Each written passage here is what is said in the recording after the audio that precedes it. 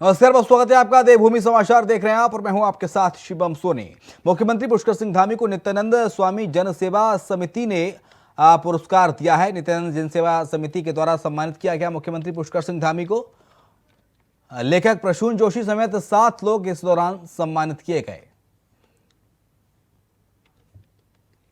उत्तराखंड गौरव पुरस्कार से नवाजा गया उत्तराखंड के मुख्यमंत्री पुष्कर सिंह धामी को।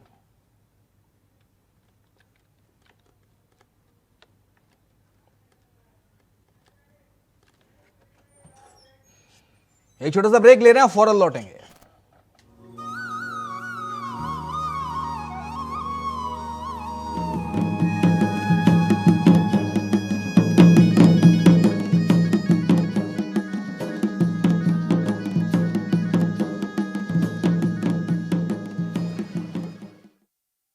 रोज सब्जी का स्वाद बढ़ाए और घर वालों का प्यार पाए। गोल्डी सब्जी मसाले, जहाँ जाए रिश्ते बनाए गोल्डी मसाले।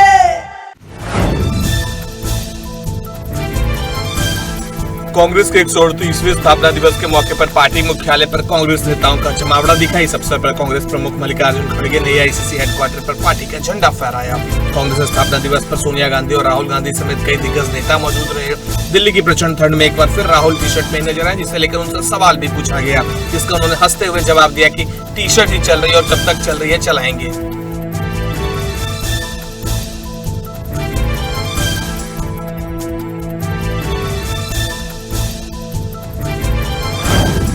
बिहार के मुख्यमंत्री नीतीश कुमार 5 जनवरी से एक बार फिर से राज्य की यात्रा पर निकलेंगे। नीतीश कुमार समाज सुधार अभियान की शुरुआत राष्ट्रपिता महात्मा गांधी की कर्मस्थली चंपारण से करेंगे और फिर अन्य राज्यों में जाएंगे। आधिकारिक सूत्रों के अनुसार इस यात्रा में करीब 1 महीने के दौरान वो राज्य के सभी हिस्सों में जाकर जनसंपर्क करेंगे। यात्रा के दौरान वह लोगों से शराबबंदी, नशा मुक्ति,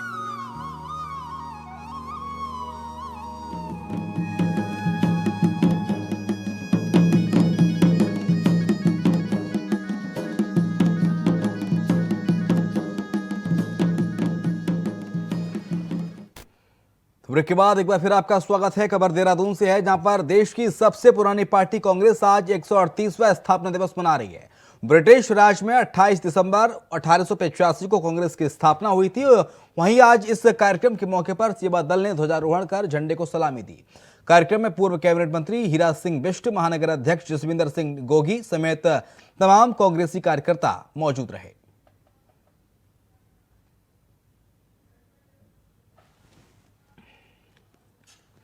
जबरन धर्मांतरण के खिलाफ उत्तराखंड एक नजीर पेश करेगा। भारतीय जनता पार्टी प्रदेश अध्यक्ष महेंद्र भट्ट का कहना है कि प्रदेश में धर्मांतरण की खबरों और घटनाओं के मद्देनजर ही धर्मांतरण कानून लाया गया और आने वाले समय में एक नजीर भी पेश होगी। जबरन धर्मांतरण करवाने वालों पर कड़ी कार्रवाई भी होगी। भाजपा के प्रदेश अध्यक्ष का कहना है कि अभी भी इस मामले में जो सुनवाई दे रहे हैं उन पर सख्त कार्रवाई की जाएगी। तभी तो कानून लाना पड़ा, तभी तो सदन का विधेयक पास हुआ। और मैं कह सकता हूँ 1-2 घटनाएं जो इस बीच हम भी सभी जानकारी जो प्राप्त हो रही हैं, तो मैं कह सकता हूँ भविष्य के लिए नज़ीर पेश होगी। उसमें कठोरतम दंड की व्यवस्था है और जो इस दिशा में काम कर रहे हैं जबरन धर्मांतरण का, उनको सजा मिलेगी, मुझे इतना पूरा विश्वास है। हरिद्वार में प्रशासन की लाख सख्ती के बाद भी प्रतिबंधित दवाइयां धड़ल्ले से बेची जा रही हैं। ताजा मामला हरिद्वार के सिडकुल थाना क्षेत्र के रावली महदूद स्थित एक मेडिकल स्टोर का है, जहां पर छापेमारी करते हुए ड्रग इंस्पेक्टर अनिता भारती ने नशीली दवाइयों की बड़ी खेप पकड़ी है। इसके साथ ही छापेमारी के दौरान मेडिकल स्टोर पर फार्मासिस्ट भी नहीं मिला। वहीं बड़ी अनियमितता मिलने पर ड्रग इंस्पेक्टर ने मेडिकल स्टोर को सीज कर दिया है। नारकोटिक दवाइयाँ ली गई हैं और मेरे द्वारा वो दवाई चेक की गई हैं, जो कि नारकोटिक हैं, अल्प्राजुलाम है। और जिस लड़के ने वो खरीदी है वो अभी जो है 17-18 ईयर्स का है और वो इस वक्त सही बता पाने की भी कंडीशन में नहीं है, बट उसके द्वारा बताया गया है कि इस मेडिकल स्टोर से ली गई है। और मैं यहाँ पे आई हूँ और यहाँ पे मेडिकल स्टोर पे ना फार्मासिस्ट है ना मालिक है, कोई और द्वारा इसको चलाया जा रहा है और फिलहाल मेरे द्वारा इस मेडिकल स्टोर को बंद कराया जा रहा है। उधर जोशीमठ में भूधसा बढ़ने से 1 साल के भीतर 500 से अधिक मकानों में दरारें आ गई हैं, जिसके चलते स्थानीय निवासी जोशीमठ की पहाड़ी के नीचे सुरंग से होकर गुजरने वाली एनटीपीसी की निर्माणाधीन तपोवन विष्णु गार्डन जल विद्युत परियोजना को जिम्मेदार मान रहे हैं।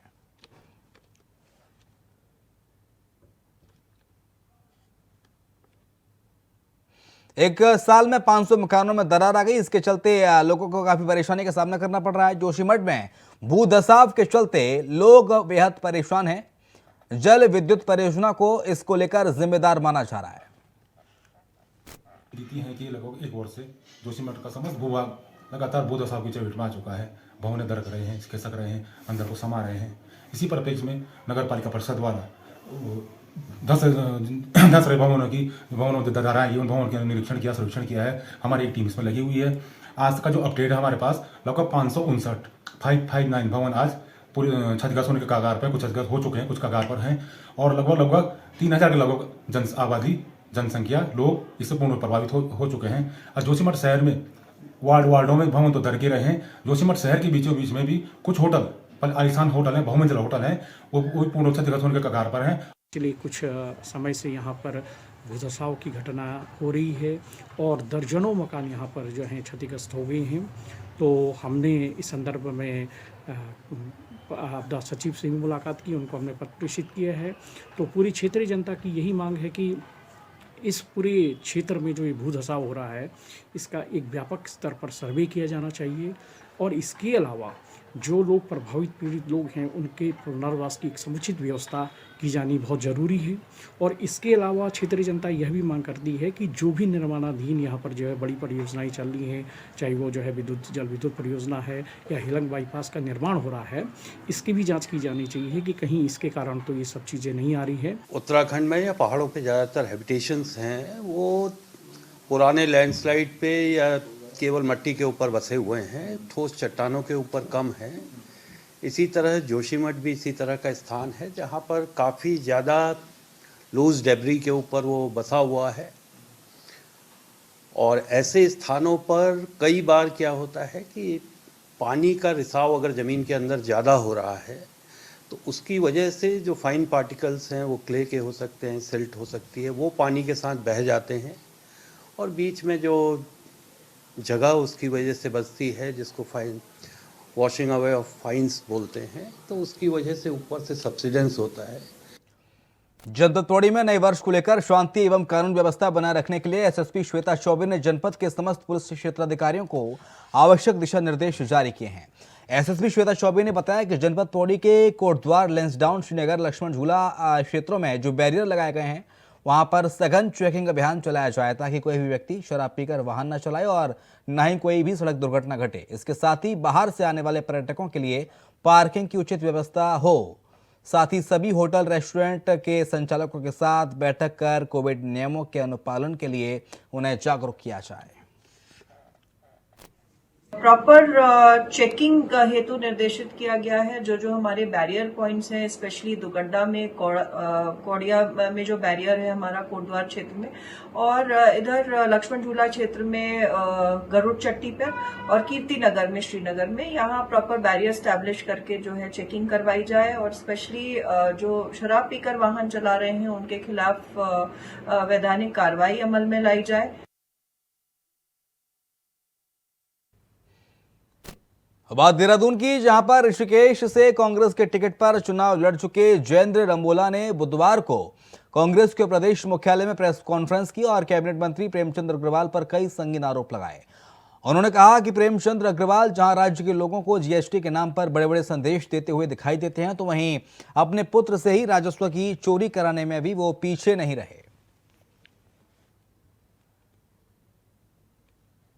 सरकार के वित्त मंत्री बड़े बड़े होर्डिंग्स के माध्यम से आम आदमियों को, व्यापारियों को जीएसटी और तमाम रेवेन्यू की चोरी करने के संदेश को लेकर सख्त कार्रवाई करने के निर्देश देते हैं। वहीं दूसरी ओर वित्त मंत्री के स्वयं के पुत्र एक जमीन खरीदते हैं। जमीन में लगभग 27 लाख के आसपास, 25 से 27 लाख के आसपास के रेवेन्यू को चोरी करने का काम करते हैं, क्योंकि वो जिस भूमि को खरीदते हैं वो भूमि में पहले से ही निर्माण हुआ होता है, उसमें मकान बना हुआ है, जबकि वो रजिस्ट्री में ये दिखाते हैं कि वो भूमि खाली है। तो मैं माननीय मुख्यमंत्री जी से कहूँगा और माननीय प्रधानमंत्री जी से कहूँगा, क्या ईडी विपक्ष के दलों के लोगों के लिए है? क्या ईडी आपके मंत्रियों के लिए नहीं है? आपके मंत्री पुत्रों के लिए नहीं है? क्या ईडी सिर्फ और सिर्फ उन लोगों के लिए है जो सरकार के पक्ष में नहीं है, सरकार के विपक्ष में। बात देहरादून की, जहां पर कोविड-19 में बनाए गए 100 बेड के अत्याधुनिक अस्पताल का कैबिनेट मंत्री गणेश जोशी ने औचक निरीक्षण किया। साथ ही छावनी परिषद के अधिकारियों को कैबिनेट मंत्री ने कड़ी फटकार लगाई। कोविड-19 में बनाए गए 100 बेड के अस्पताल को छावनी परिषद के अधिकारियों ने प्राइवेट संस्था को लीज पर दे दिया था, जिसकी वजह से मंत्री अधिकारियों पर काफी नाराज दिखे। बताया जा रहा है कि कैबिनेट मंत्री ने कोविड-19 में इस अस्पताल को बनाने के लिए बड़ी जद्दोजहद की थी। सांसद निधि, विधायक निधि और प्रधानमंत्री केयर फंड से भी अस्पताल को धनराशि दी गई थी।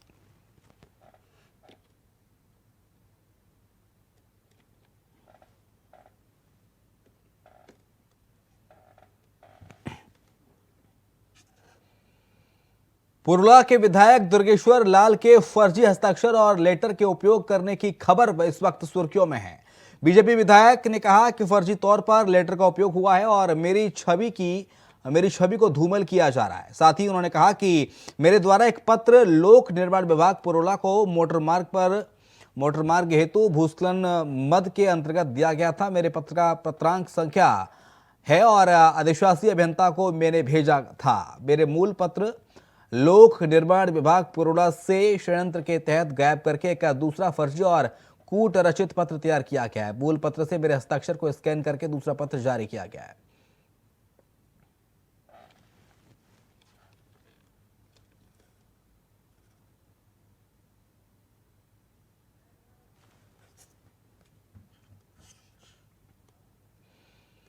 उधर धर्मनगरी हरिद्वार में कई दिनों से हो रहे कोहरे के बाद आज हर की पैड़ी की स्थिति ये हो गई है कि कोहरे की चादर में हर की पैड़ी गायब हो गई है। दरअसल ये घने कोहरे के बीच चंद यात्री मां गंगा में आस्था की डुबकी लगाते हुए दिखाई दे रहे हैं। ये वही घाट है जहां हर समय यात्रियों की भारी भीड़ लगी रहती है, लेकिन ठंड और शीतलहर के चलते घाटों पर यात्रियों की संख्या ना के बराबर है।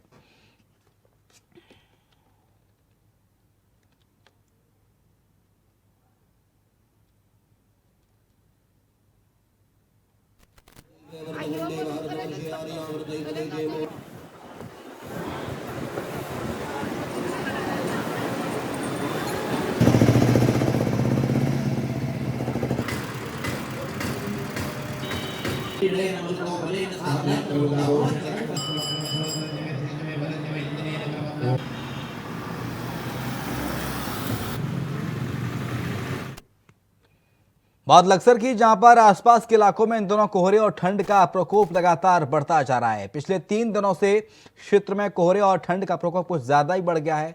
घने कोहरे का असर रेल यातायात और सड़क पर भी देखने को मिला, जिससे यात्रियों को खासी परेशानी का सामना करना पड़ रहा है।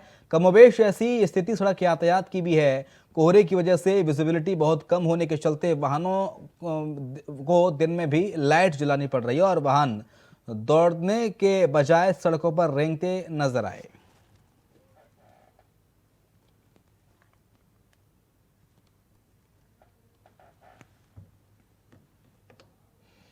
उत्तराखंड राज्य के 2 जिले उधम सिंह नगर और हरिद्वार जहां एक और शीतलहर की चपेट में है, तो वहीं उत्तराखंड राज्य के कुछ क्षेत्रों में पश्चिमी विक्षोभ सक्रिय होने जा रहा है, जिसके चलते देहरादून के पर्वतीय क्षेत्रों समेत प्रदेश के अन्य पर्वतीय क्षेत्रों और उच्च हिमालयी क्षेत्रों में हल्की फुल्की बारिश के साथ बर्फबारी के आसार भी हैं।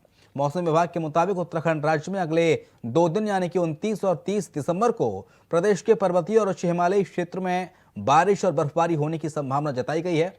मौसम विज्ञान केंद्र के निदेशक विक्रम सिंह ने बताया कि 29 दिसंबर को प्रदेश के उत्तरकाशी, चमोली, पिथौरागढ़, रुद्रप्रयाग के पर्वतीय क्षेत्रों में बारिश और बर्फबारी की संभावना है। 30 दिसंबर में एक पश्चिमी विक्षोभ निकलेगा, तो अब उसका असर जो है उत्तराखंड में भी 29 और 30 तारीख में देखने को मिल रहा है। और उसकी वजह से आप देखेंगे कि जो हमारे अंदर के डिस्ट्रिक्ट है, उत्तरकाशी, चमोली, पिथौरागढ़, रुद्रप्रयाग और देहरादून डिस्ट्रिक्ट का भी जो हिली रीजन है, तो इसमें विशेषकर जो है कुछ जगहों में हल्की से मध्यम बारिश और बर्फबारी वो देखने को मिलेगी आपको 29 तारीख को। जो हमारे और हिली रीजन है, चाहे वो गढ़वाल के है चाहे कुमाऊं रीजन है, तो उसमें भी कहीं कहीं पर हल्की या बहुत हल्की बारिश बर्फबारी कहीं कहीं पर 29 को वहाँ पर भी देखने को मिलेगी।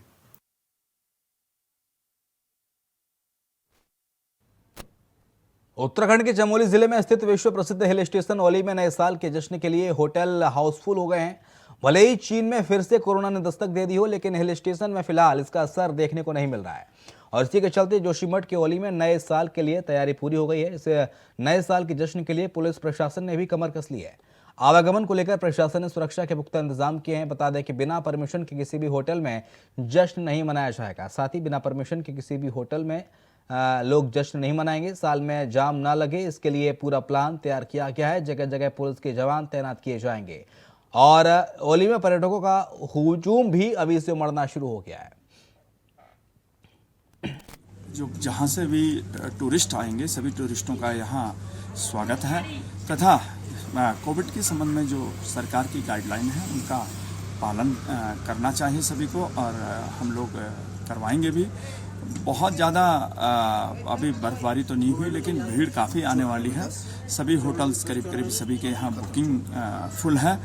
फिर भी जो भी व्यवस्थाएं होंगी उसे पूर्ण कर दिया जाएगा। ट्रैफिक के संबंध में हमने ट्रैफिक प्लान तैयार कर दिया है तथा औली तथा जोशीमठ में सभी जगह फोर्स लगाया जाएगा और हमारा फोर्स 29 से ही अपना काम करना शुरू कर देगा औली में और जोशीमठ में। इधर मसूरी विंटरलैंड कार्निवाल की दूसरी शाम पद्मश्री प्रीतम भरतवाड़ के नाम रही। जागर सम्राट पद्मश्री प्रीतम भरतवाड़ के जागरण और गीतों ने ऐसा समा बांधा कि युवक खुद को रोक नहीं पाए और नाचने पर मजबूर हो गए। देर रात तक चली सांस्कृतिक संध्या का दर्शकों ने जमकर लुत्फ उठाया। इस मौके पर मसूरी ट्रेडर्स वेलफेयर एसोसिएशन के द्वारा पद्मश्री प्रीतम भरतवाड़ को शॉल भेंट कर सम्मानित किया गया।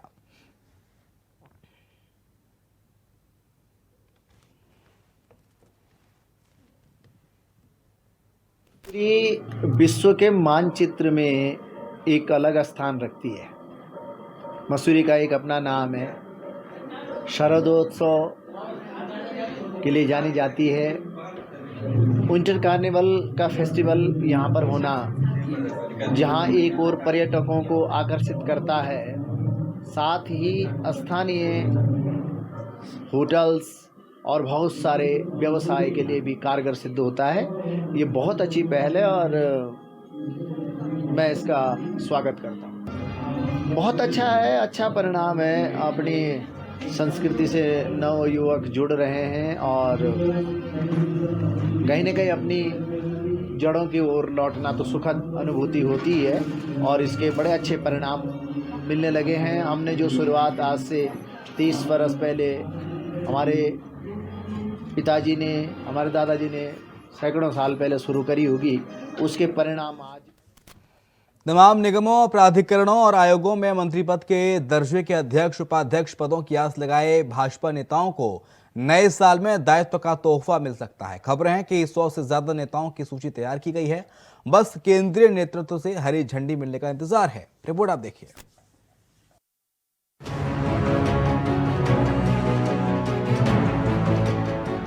तो क्या वाकई में दायित्व की दौड़ में 100 से ज्यादा भाजपाइयों की मुराद अब पूरी होने जा रही है?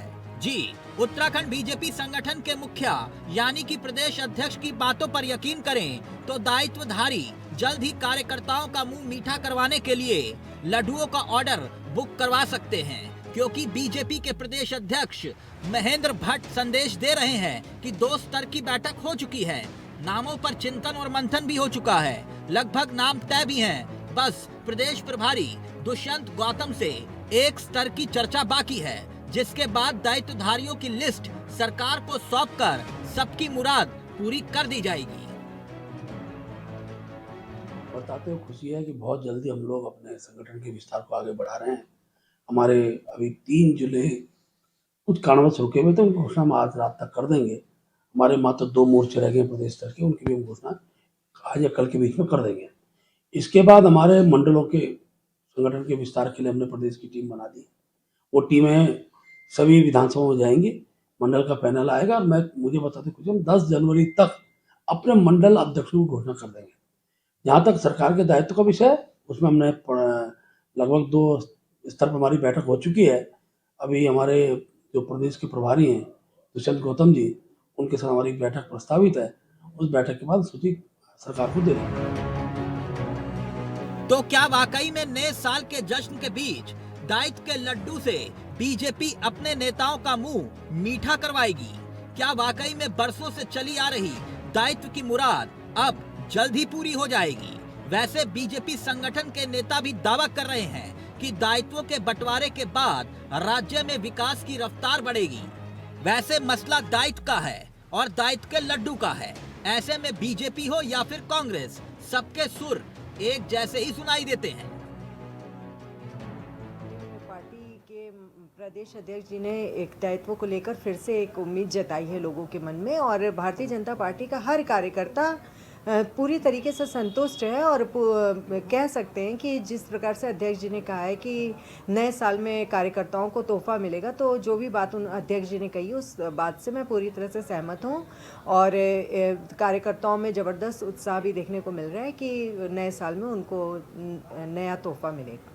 बिल्कुल दे, निश्चित रूप से देनी भी चाहिए, लेकिन सरकार जनता के सामने प्रदेश की अर्थव्यवस्था भी रखे, उसकी आर्थिक जो स्थिति है वो भी रखे कि कितने कर्ज में हम डूबे हुए हैं और कितना हमारा ब्याज जा रहा है, हर महीने बाज़ार से कितना उठाना पड़ रहा है, क्या नए स्रोत आपने आमदनी के सृजित किए हैं, और ये जो दायित्व आप बांटेंगे ये केवल लॉलीपॉप भर रहेगा या ये लोग कुछ काम भी करेंगे या सिर्फ प्रदेश के दामाद बनकर रहेंगे, ये भी भारतीय जनता पार्टी को साफ करना चाहिए।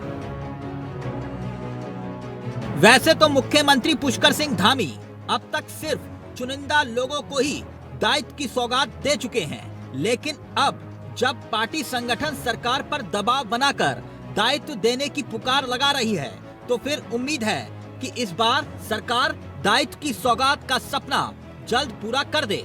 मगर हकीकत यह है कि दायित्व के दावेदारों की फौज भी इस बात का सबूत है कि ये फैसला भी दो धारी तलवार की भांति है, क्योंकि जिन्हें मिले उसकी तो बल्ले बल्ले और जिन्हें दायित्व ना मिले वो पार्टी के लिए बवाल।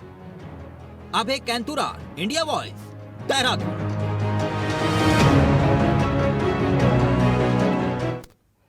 और इसके साथ देवभूमि समाचार में इतना ही। खबरें लगातार जारी हैं, आप देखते रहिए इंडिया वॉइस।